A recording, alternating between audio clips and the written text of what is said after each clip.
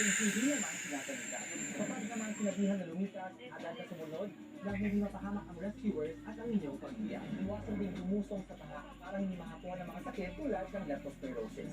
Isang paalala mula sa ating ABS-CBN in the service of the Filipino.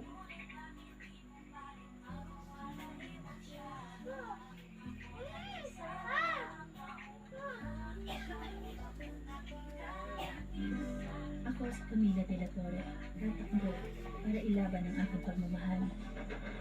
Dito! Pero malupit ang kapalaran.